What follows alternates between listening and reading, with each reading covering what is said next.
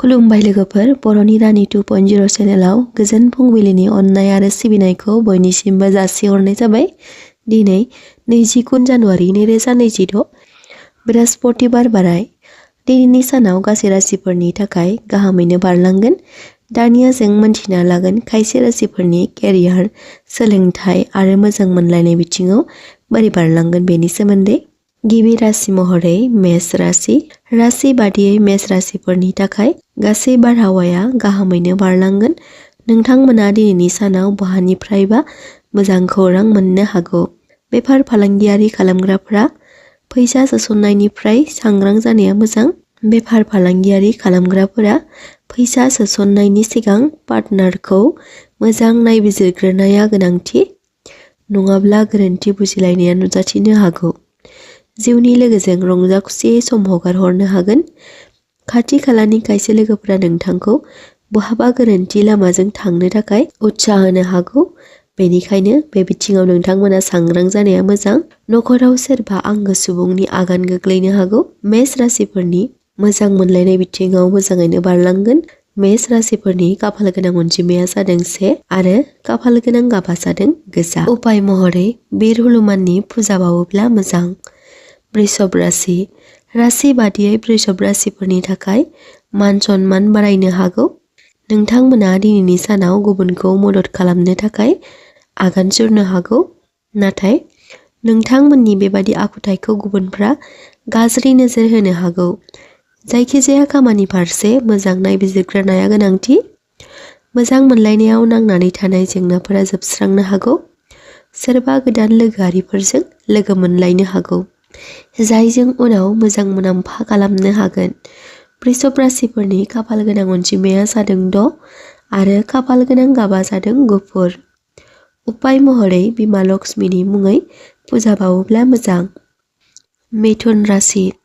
राशि बादियै बहाबा होजों होजाय थांथिंनो गोनां जानो हागौ। गोसोखौ लुबैसुला खालामना जोखोम गोनां थिरांथा लानायनिफ्राय गोजानाव थानाया मोजां। गोजाम लोगोफोरजों लोगो मोनलायनायनि थाखाय गोसोखौ खुसि मोनखांगोन। नोंथांमोना दिनैनि सानाव सावस्रिखौ लानानै एसे एनै सांग्रां जानाया मोजां। दिनैनि सानाव गोसोबादि खामानि मोननायनि थाखाय गोसोखौ गोजोननाय मोनखांगोन। बेले बेजे खामानिखौ समनि सिगां फोजोबना लानाया मोजां। मिथुन राशिफोरनि दिनैनि खाफाल गोनां अनजिमाया जादों 5 आरो खाफाल गोनां गाबा जादों गुफुर। उपाय महरै इसोर शिबनि मुङै फुजा होयोब्ला मोजां। कर्कट राशि। राशि बादियै गोबाव समनिफ्राय जेंना जानानै थानाय जाथायफोराव रेहाय मोनखांगोन। धोन बारायहोनो हागोन। थासारिया गाब गोनां जानानै फैगोन। बिदा फंबायनि हेफाजाब मोननो हागोन। जायखिजाया खामानि फारसे बांद्राय गुबुननि सायाव सोनारनाया मोजां नङा। गथ' गथायनि गेजेरजों दुखु सहायनो गोनां जानो हागौ। कर्कट राशिफोरनि खाफाल गोनां अनजिमाया जादों 2 आरो खाफाल गोनां गाबा जादों गुफुर। उपाय महरै इसोरनि मुङै बाथि सावोब्ला मोजां। सिंह राशि। राशि बादियै नोंथांमोना दिनै सुथुरनिफ्राय सांग्रां थानाया गोनांथि। खायसे खामानि मावजाबग्रा लोगोफोरजों एना एनि सोमजिखांनो हागौ। समाजारि खामानिफोराव मान सन्मान मोननो हागोन। फरायसाफोरा सोलोंथाइ फारसे गोसो जगोन। खायसे खामानिफोरा थाबथानानै थानो हागौ। नखराव धोरोमारि खामानिफोरा मावफुंजानो हागौ। सिंह राशिफोरनि खाफाल गोनां अनजिमाया जादों 1 आरो खाफाल गोनां गाबा जादों गोथां। उपाय महरै सान राजानि मुङै दै बावोब्ला मोजां। कन्या राशि। राशि बादियै दिनैनि साना गोरोबलायनायजों बारलांगोन। जायखिजाया खामानि फारसे मुलाम्फा मोननो हागोन। लामा खारथाय सालायनाय समाव नोंथांमोना सांग्रां जानाया मोजां। खरसाया बांनो हागौ। बिमा बिफाखौ अनसायनो हागोन। गुबुननि बाथ्रा लानानै दावराव दावसि जानायनिफ्राय सांग्रां जानाया मोजां। कन्या राशिफोरनि दिनैनि खाफाल गोनां अनजिमाया जादों 5 आरो खाफाल गोनां गाबा जादों गोथां। उपाय महरै इसोर गणेशनि मुङै फुजा बावोब्ला मोजां। तुला राशि। राशि बादियै सोमोन्दोआरिफोरनिफ्राय लाब मोननो हागोन। खामानिनि नारसिनथाया बांनो हागौ। नखरनि सोरनिबा सावस्रि बिथिङाव सुद्रायनाय फैगोन। नखराव मोजां मुवा बेसादफोरा बायनानै लाबोजानो हागौ। तुला राशिफोरनि दिनैनि खाफाल गोनां अनजिमाया जादों 6 आरो खाफाल गोनां गाबा जादों गलाब। उपाय महरै बिमा लक्ष्मीनि मुङै फुजा होयोब्ला मोजां। वृश्चिक राशि। राशि बादियै वृश्चिक राशिफोरनि थाखाय जोबोर मोजाङै बारलांगोन। खामानि फारसे एसे एनै जेंना नुजाथिनो हागौ। जामुंनि थावनायजों गोसोखौ गोजोननाय मोनखांगोन। मददनि गोनांथि जानाय सुबुंफोरखौ मदद होनो हागोन। राजखान्थिजों सोमोन्दो थानाय जाथायाव राफोद महर मोनखांगोन। वृश्चिक राशिफोरनि दिनैनि खाफाल गोनां अनजिमाया जादों 9 आरो खाफाल गोनां गाबा जादों मेरुन। उपाय महरै इसोर हनुमाननि मुङै फुजा बावोब्ला मोजां। धनु राशि। राशि बादियै हाखु दाखु थिरांथा लानाया मोजां नङा। थिरांथा लानो हानायनि गोहोआ बांगोन। बिदा फंबायनि सोमोन्दोआ गोरा जागोन। नखराव रंजा बाजायै बारलांगोन। जिउनि लोगोजों बहाबा धोरोमारि थावनिफोराव दावबायहैनो हागौ।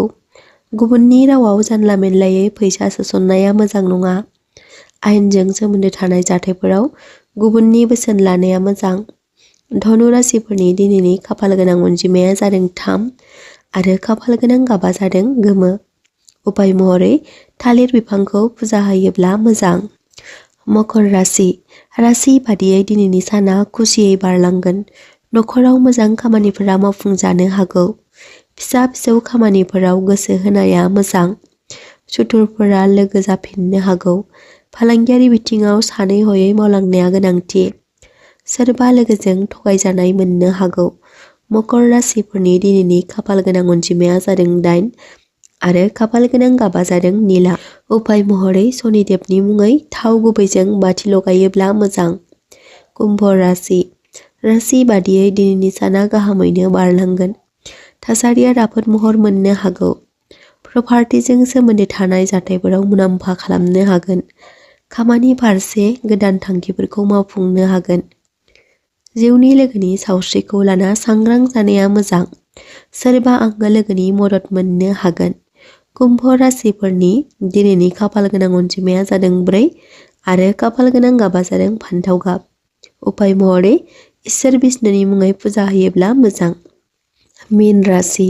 राशि बादियै सहायनो हानाय गुना बांगोन। नोंथांमोननि रोंगौथिया गुबुनफोरखौ गोसो बोनो हागोन। थि रोखोमै थिरांथा लानाया गोनांथि।